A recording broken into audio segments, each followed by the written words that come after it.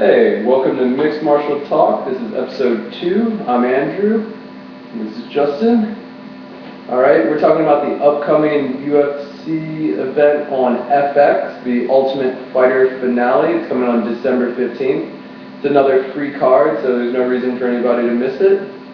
Alright, let's get started with our predictions. We're going to be looking at the first fight on the main card, which is Dustin Poirier versus Jonathan Brookins. Yeah. What do you think about this fight? I like it. Part of me feels like it's going to be pretty one-sided. I like Jonathan Brookins. I think he's a good fighter. He has, great grappling. He's kind of a taller, lankier guy for that division. But he's going up against someone who is pretty much a top contender there for a long time. I think Dustin Poirier is just a much more well-rounded fighter. Yeah, I mean, Dustin was on a massive tear before his loss against the Korean Zombie. I think he had won 4 or 5 fights straight in the UFC. And there was a lot of speculation he would walk right through the Korean Zombie too. I felt the Korean Zombie pulled an upset in that fight rather than what people were expecting. Yeah, and the Korean Zombie's amazing right now, so there's no shame in losing to him. Not at all. But Brookins has had a really spotty record. We're from Orlando, so I mean, we kind of want to root for the guy because he's from here too, but I just really don't see him winning this fight. He's fought a lot of top competition in his career, but he's always lost against them. He's never had any really amazing victories. Yeah, nothing really stand out. And I think that's a deciding factor. Yeah, Jonathan Brookins was never considered a #1 contender, so that means, through the eyes of most mixed martial artists, he was never really seen as someone whose skills were, above extraordinary. I'm not trying to take away from him. He's a great fighter. I've seen him pull off some great victories, but in the end, it's going to come down, I think, to who's more well-rounded. And I think Dustin Poirier has definitely got the advantage striking. I think if Jonathan Brookins takes him and puts him on his back, Dustin Poirier's got great jiu-jitsu. He's gonna make, force a scramble, and I feel like Dustin Poirier just has the upper hand in almost every aspect. Yeah, I really just don't see the area where he's gonna be the exploitation. Yeah. But both of these guys are coming off a loss at featherweight, so this is really a fight to determine who is going to stay relevant in the division at this point. Absolutely. Yeah, so I'm going with Dustin Poirier by decision. I'm going to say Dustin Poirier by TKO in the second round. I think he's just going to pepper him for, beat him up a little bit in the first, and I think in the second it's going to come down to Jonathan Brookins covering up or trying to shoot underneath or something and getting caught and just sitting there. I could see that. Yeah. He's a tough guy, that's why I'm going with decision, but yeah, he can definitely get a punch. I'm not trying to take away from Jonathan Brookins' resiliency, but I feel it's going to come down to him being caught and kind of like going in for a deep half or something like that, and him just squaring up with him and just peppering him. Yeah, I could see that. All right, our next fight is Pat Barry versus Shane De La Rosa. This is an interesting fight. I don't think either of these guys are very good. Pat Barry's lost 3 of his last 4 fights, and if I'm correct, I don't think he's ever had a win streak in the UFC. I don't think he's ever been able to string together multiple wins. There's a lot. He was another story of a heavily touted fighter who came in, talked about his kickboxing, talked about how he's gonna, small guy, but he's compact, strong. He's gonna come in, he's gonna teach you a thing or two with leg kicks and head kicks, and he just really hasn't had any luck whatsoever. Hype or die, and he's dying. Yeah, I honestly feel Pat Barry will probably lose this fight, unfortunately, and I think unfortunately for most fans, he'll probably be exited from the UFC. I just can't. He's gonna have so many losses on his record. It'd be hard to defend keeping a guy like that. I just don't know how Dana White could keep. But I mean, they kept Dan Hardy for a 5-fight losing streak. And they're probably gonna keep Akiyama forever or something. I don't know how they haven't cut him. But both of these guys were kickboxers previously before entering MMA. So the best bet for Pat Barry is if it does stay in a stand-up situation, but Del Rosso has an underrated ground game. I think he armbarred LeVar Johnson in strike Good force. condition. Yeah, and he's like 6'4", and Pat Barry's 5'11". Yeah, and I think that's always been a factor in Pat Barry's in his game. Unfortunately, it's hard. It's tough to be a heavyweight. He's a chunky, fat, light heavyweight. Yeah. He's got a Roy Nelson syndrome. You're not Fedor. You can't just be this undersized guy wrecking these big guys. Yeah. So I'm thinking Pat Barry is gonna lose first round by submission. I'm gonna go with probably TKO. I just feel like Shane Del Rosario knows that he probably does have a better ground game, but I think he also figures he has a better stand-up. With his only professional MMA career coming in his last fight. So I think he's going to try and keep it standing. He'll definitely have a reach advantage. I'm sure he'll give Pat Barry some respect, but at the same time, we've seen Pat Barry really lay into some guys and not be able to close the deal. So that Czech Congo fight. I mean, he had him. He pretty much knocked him out twice, but he just doesn't have the power to really put him away. I think I would like to see Pat Barry drop weight, maybe go to light heavyweight and try and resurrect his career, but I honestly don't know how much longer he can stay at this tier if he continues on this losing streak. Yeah, I mean, I want him to win. I think he's got to lose, but I want him to because he's a hilarious guy. He's a really likable guy. Yeah, good humored, very sociable. I also just like his fights. He doesn't have any boring fights. I've never watched a Pat Barry fight and said, man, I wish this would end. He very rarely goes to decision. It's always either he's getting knocked out or he's putting somebody else in a position where you think the TKO could be coming at any moment. But I'm pulling for you, Pat. I just don't see it happening, man. I just really don't see it happening. Yeah. On to the next one. We got Melvin Guillard versus Jamie Varner.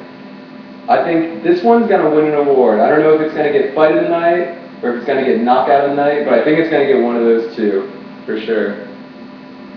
I think Jimmy Varner just came off a super impressive win against... No, he had a super impressive win against Edson Barboza, which was a massive upset. Then he lost to Joe Lozon. That's true. In an excellent fight. Yeah. Excellent fight. Yeah. Jamie Varner, he's looking good. I think even if he loses this fight, he's going to stay in the UFC. I don't know if I can say the same thing about Melvin Guillard. Right now, he's lost 3 of his last 4 fights. Rough. In silly fashion. All in the first round. His fight IQ is atrocious at this point. He seems like he's actively devolving as a fighter. Because a year ago, we were talking about Melvin Guillard as a contender, possibly getting the his title shots. Is wonderful, but we've talked about it before. It's hard to be a mixed martial artist when you don't come with the full package. And unfortunately, Melvin Guillard had almost 0 ground game. Figure a guy with over 50 fights would start to learn to get off the ground. And it's not even like it's not that he's even losing to like incredibly complicated grappling scenarios or anything. He gives up his back and he gets choked out. Every time. It's always a rear naked choke, and it's always the exact same way. And I'm always shaking my head. He turtles up, and instead of putting the hands on the ground and just standing up, he just turtles up and allows his back to be taken every time. And I see this as a big win for Jamie Varner. Jamie Varner is known for his wrestling before his striking, although he's a good striker, and I think he sees that huge hole. I don't know how you could be a mixed martial artist and you don't see that hole. And I think he's going to go toe-to-toe with them, stand with them for a little bit, see how he feels. But I feel like if he feels the pressure at all from Melvin, he's just going to put him on his back. And we're going to see the same Melvin Guillard we've seen on his back, against Joe Lozon, against Jim Miller. And that's the one where he flails around and gets popped on and just, in an attempt to wiggle free, gives up some limb, gives up his throat, and just, he's going to get... It's so frustrating, because I like Melvin. I do too. He's got some of the best knockouts, but he just lets himself, he does the silliest things, like, his fight IQ is appalling. Yeah, it's pretty bad. All the flying knees, like, getting caught by Joe Lozon striking. Who gets caught by Joe Lozon striking? The only problem I have with that necessarily match, he did get caught, but I don't think it was Joe Lozon's power. I think he went back to clean his foot, and I think he slipped.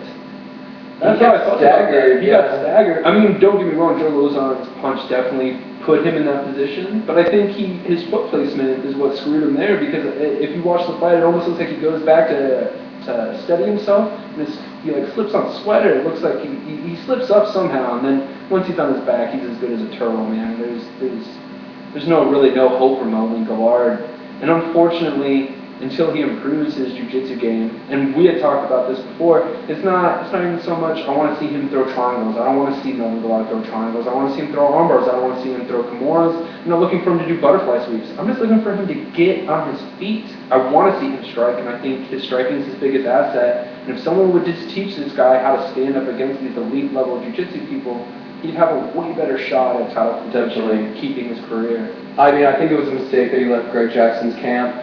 Yeah, very foolish. Yeah, and when you're a guy that needs excellent advice, expert training like that, it doesn't get much better than Greg Jackson. Yeah.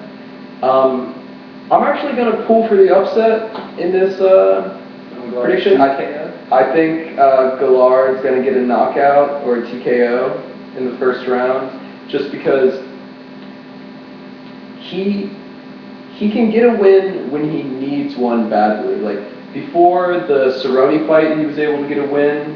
When he was looking at getting 3 losses in a row, he was able to fight cautiously and take his time. Yeah. So, maybe it won't be that first round knockout, but I feel like Gillard will win, pull out a win, just because he's been in the UFC for so long. He's so good at staying around. I mean, it's just remarkable because he has probably one of the most extensive records right now in mixed martial arts.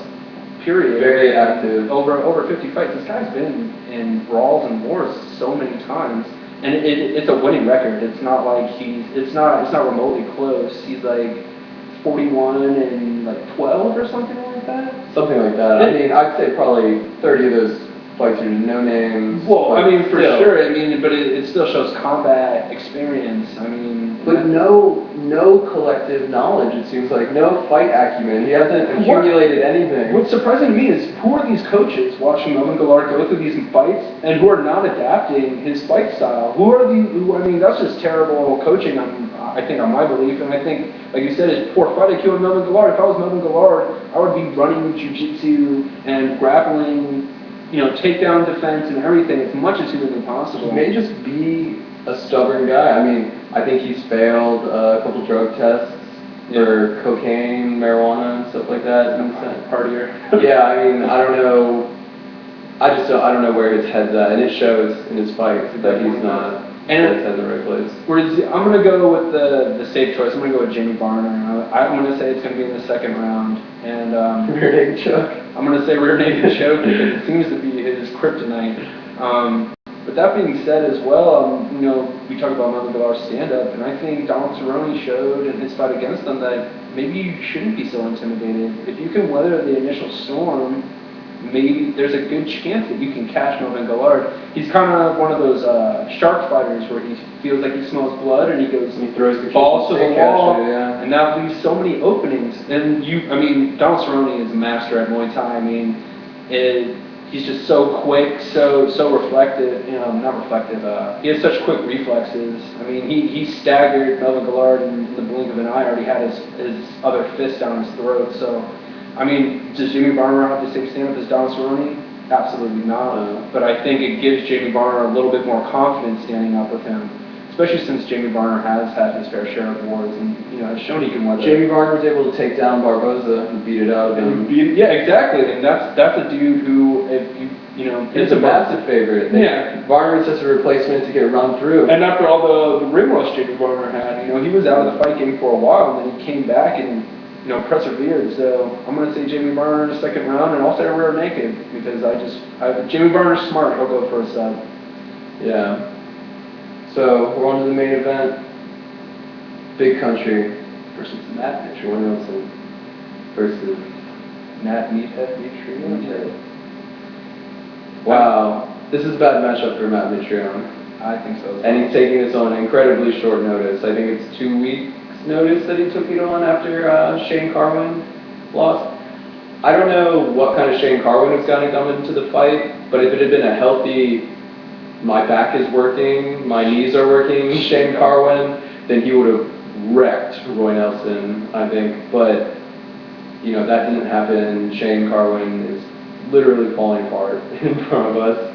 And slowly but surely. Now we have Matt Mitrione, which Matt Mitrione versus Roy Nelson, not really a headliner, you know? This is really a backup plan. This is plan C, looking like, for the UFC. I completely have to agree with you on that.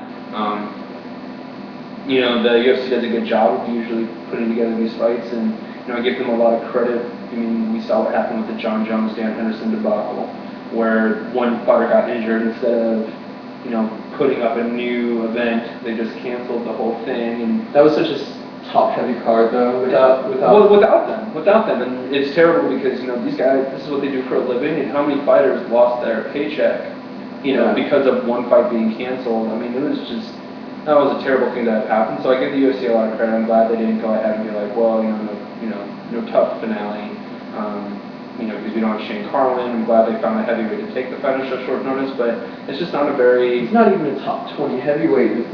Neither one of these guys are top contenders. Neither one of these guys are landmark fighters. You know, Matt Mitrione, he beat up Kimbo Slice. That's the only reason people know who he is. Come to fame. So did Roy Nelson. It's not saying much.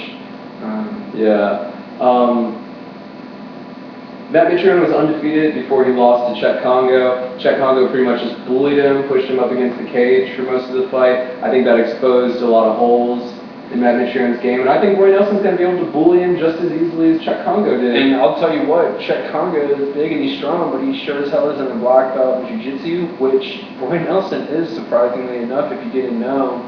He beat Frank Mir in that grappling match. In a grappling tournament. And I think people, once again, Roy Nelson, they know him for, you know, being a boxer, knowing that he'll stand and he'll bang.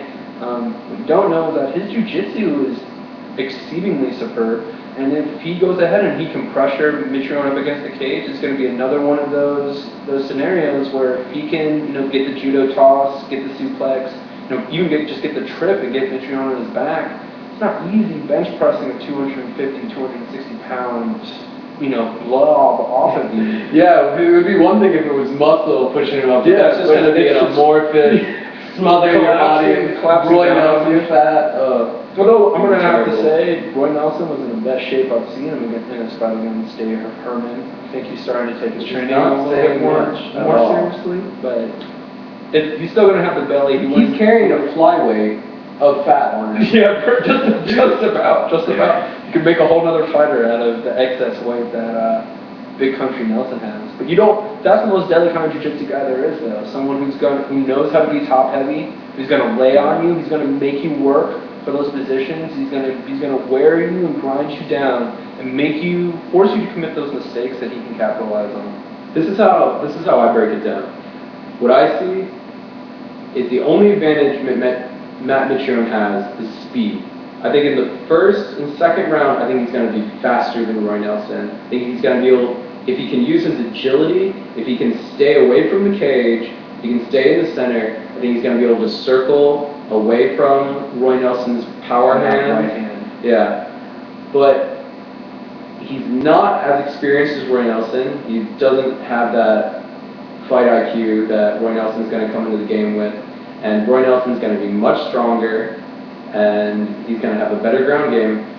And despite having the better ground game, I think this fight's really going to end with a big overhand right, Big Country style all the way. You see, I mean, I know a lot of people would say, well, Matt Mitrione, you know, he's so much taller. He used to be a football player. But look at all the taller people who fought Roy Nelson, and look at that overhand right. I mean, Stefan Struve, the tallest heavyweight fighter we have right now, got caught by that. Dave Herman got 180 by that overhand right. And he got Brendan Schwab. Brendan Schwab's another ex-footballer. Yeah, I mean, the athleticism is not the same. You can't. It's not a crossover. You know, it's not. They don't train the same. They don't have the same mentality. Football is a whole nother beast compared to MMA. And to factor that in is unfair. Roy Nelson was a heavyweight champion. Sure, it was in a smaller division. One that. So the IFL. Yeah, the one that preps fighters for the bigger leagues. But I mean, that's still saying something. That still shows that there was other guys who were fully trained in MMA who won against this man at 240, 250 pounds, and he still laid them all out. And I'm going to agree with you. I think Roy Nelson's going to keep it standing because he has this uncanny way of running in, taking the punch, and making sure he throws his own. And time and time again, it's been battle tested and proven that when it comes to chin checking, it's usually much better than Norris. And Roy Nelson, he loses to champs. He lost to Frank Mir and JDS and Junior Dos Santos. I mean, those are losses you can be proud of. Those are not embarrassing losses. Everyone else he's been up against, he's won pretty much a super impressive victory. Matt Mitrione lost to Chet Congo. Mark Hunt just knocked out Chet Congo. Mark Hunt. Wrap your head around that. Yeah. The Super Samoan. Yeah, so I think this is going to be a pretty easy fight for Roy Nelson, especially considering Matt Mitrione hasn't been training as long as he didn't have a full camp. So and then you watch all these fights where these guys take these fights on late notice, and it's always them working uphill. It's just unless they get that early finish, it's pretty much always a loss. It's a first round win or boot pretty much, and I just don't see Matt Mitrione having the power or the skill or the technique really to close this out. He's never definitively finished anyone, even his finish against Kimbo Slice in the TKO. It wasn't. He's just not. I just don't see it ending well for Matt Mitrione. Yeah, but speaking of Shane Carwin having to be replaced, brings us to our topic of the night, which is fighter injuries. 2012 has been the most insane year ever for MMA injuries. I don't think there's been a single card that's gone unaffected. Where someone has had to pull out. And it's almost always important fights too. We're talking about co-main events, main events, especially. I think almost every single big pay-per-view has had to change their main event at some point. Which is awful. I mean, there's just so much, riding on the guys' careers and everything, but there has to be a smarter way to train. There has to be, either these guys got to make more money for the fights they make and have longer time in between fights, or something has to change, because as a trainer, you just can't have these guys going, balls to the wall every single day. I mean, these guys are training continuously every day, going live rounds. I mean, you look at Dan Henderson, his knee got blown out because he decided he was doing live grappling with Sukajo. And even though they say friends first when you train, they're always talking about we're friends here. You go 70-80%. Those guys are still going 100%. They want to go 100% because they want to make sure that when the real fight happens, they're used to that kind of grappling. They want someone trying to tap them, trying to submit them. I would like people to be taking a page out of Camp Cesar Gracie's. I was about to say, Nick and Nate Diaz. Those guys so smart. Never injured, never pull out of fights, and it's because they do a lot of low impact, low intensity, high endurance stuff like marathons, triathlons, those kind of things, and they always look great in their fights. They never gas, they never get tired, and they don't get injured because they're not doing crazy plyometrics with weights. They're not doing crazy CrossFit things. CrossFit, I feel like it's been so detrimental to the sport. Everyone's CrossFit, but it's okay when you're doing CrossFit 2-3 times a week. But when you're trying to incorporate CrossFit plus live sparring almost every day, your body can only handle so much. And the more fights you put in, the more your body goes through those tests, and the less resilient it's going to become to such strenuous training. And I couldn't agree with you more. I think Nick and Nate Diaz are prime examples of people who train smart and then they go in and they fight smart. And I think that's why they're so enjoyable, because we know they're not. I don't have to worry about a Nate or Nick Diaz fight getting canceled due to injury, maybe because of puffing the chibo a little bit. Yeah, that's no secret. I mean, if you didn't know they did that, then you obviously haven't been paying attention to Nick and Nate Diaz for that long. Yeah, I mean, I remember I was watching, I think it was probably for Rampage, preparing for John Jones in his training camp.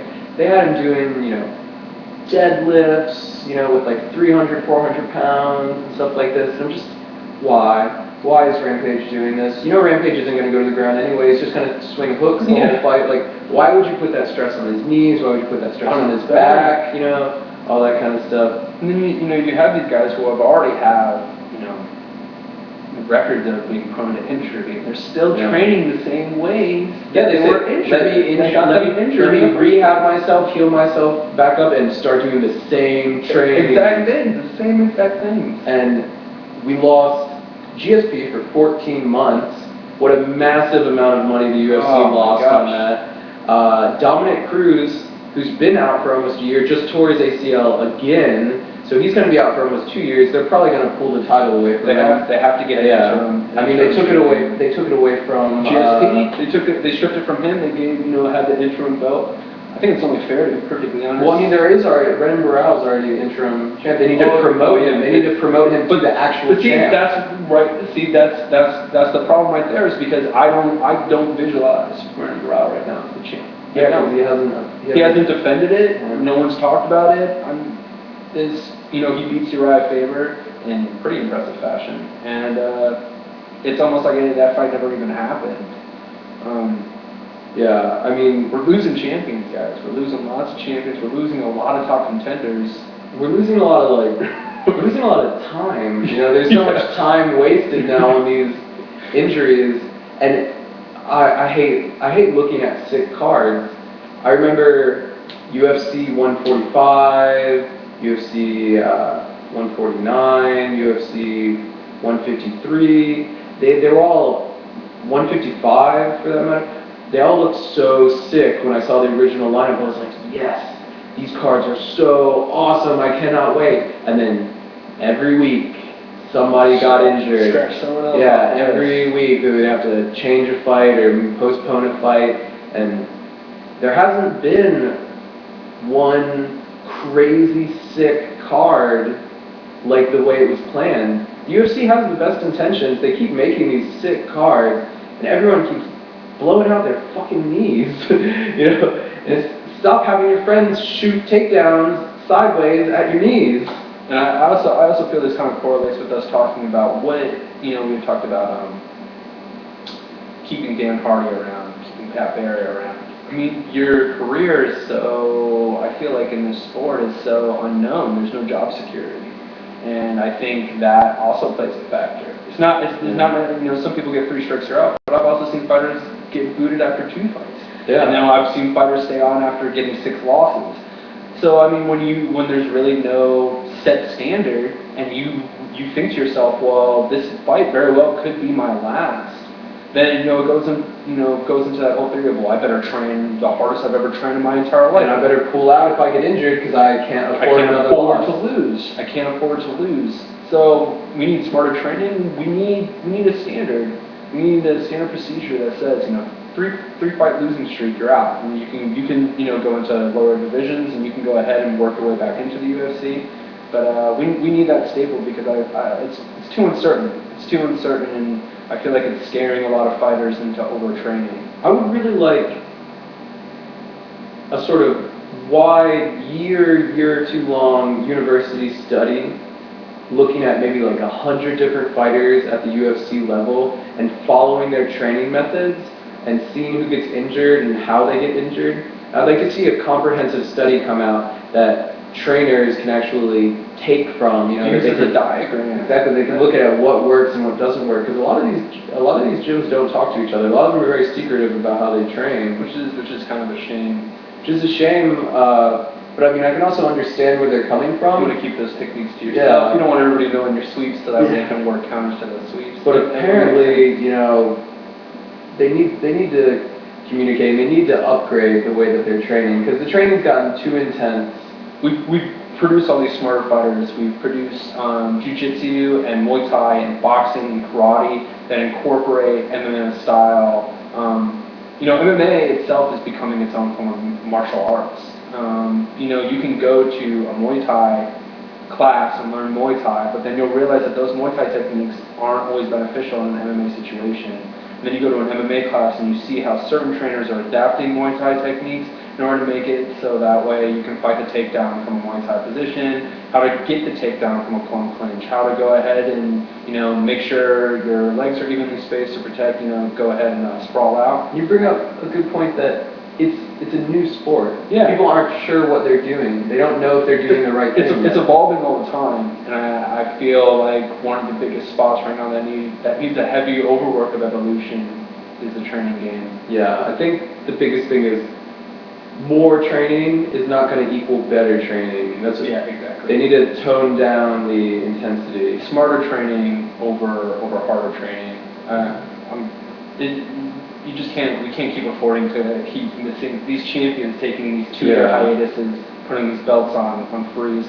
You saw even Carlos Condit talking before the GSP fight that he didn't even really feel like the champion because he hadn't beaten the champion yet. And I feel that sentiment is actually shared by just about everyone who pays attention to the sport. It's hard to consider anyone a true champion until they beat the initial champion in the first place. I agree. So these champions need to stop getting injured. Tone it down a little bit, guys. Tone it down. All right, guys. Well, December 15th, check it out, the Ultimate Fighter finale. If you guys noticed or not, we didn't talk about the Ultimate Fighter finalists because we really don't give a damn about them. The lack of substantial talent coming out of the Ultimate Fighter is pretty atrocious, and I mean, look, whoever wins, we all lose. They're not going to go anywhere in the UFC. Yeah, just a quick little quick about that. Where's Michael Chiesa? Where's that guy? Winner of the last Ultimate Fighter, he won it, and that's been his last fight. And I mean, where are these Ultimate Fighters? Where are they all gone? The only one who's making moves at all is Rashad Evans, and he hasn't fought either. Rashad Evans, Forrest Griffin. I mean, Michael Bisping. When you look at these guys from the earlier Ultimate Fighters, boy, they were amazing. It was they different were then. awesome. It was different then. And well, now they're just looking for these. Let me bang, bro. I just want to bang. You know, like these, you know, MMA goons that they're putting on the show who lack any real depth of talent. You know. A whole bunch of one-trick ponies for sure. Yeah, so I think that also goes to the idea that, you know, back then when the initial Ultimate Fighters, it wasn't everybody got a contract. The sport wasn't big enough that Dana White could afford to make sure everybody still got undercard fights. And now Dana White pretty much signs on just about every person who makes it onto the Ultimate Fighter. You know, not just including the 6-figure deal that he gives to the winner. So that being said, you've got a lot of guys who aren't. They're not as worried about not becoming the Ultimate Fighter. It makes the show, for me, it makes it a joke. Because you call it the Ultimate Fighter, and these are all the guys that are only getting into the UFC because they're on this show. They're not UFC caliber. Not because UFC caliber fighters. So sorry guys if you were looking for us to talk about it. It's just not going to happen. We're sorry. Yeah. All right, well, leave us any comments if you want, and subscribe to the channel. This was Mixed Martial Talk, episode 2. Deuces, guys. Hey.